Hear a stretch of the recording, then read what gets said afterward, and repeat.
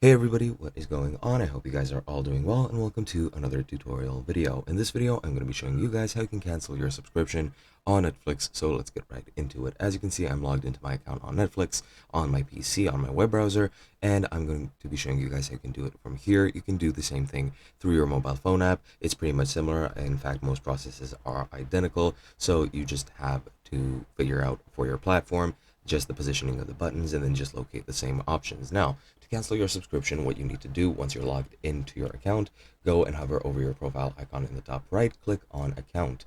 Then once you're here, you'll be brought to your account settings page where you can see all of these details.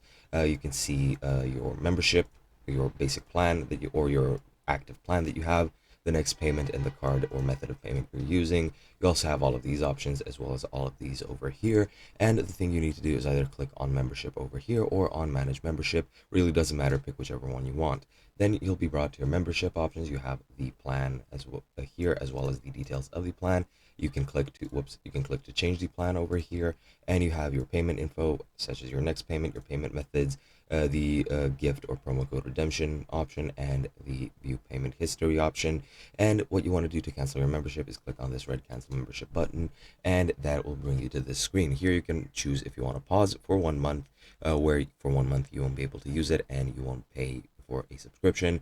And if you click finish cancellation, that'll just end it right here and now. However, it will stay active until your next due date or your next payment date. After that, it's going to be fully canceled and you won't be able to use it anymore until you restore the membership. And if 10 months pass after you finish the cancellation, your account will be deleted.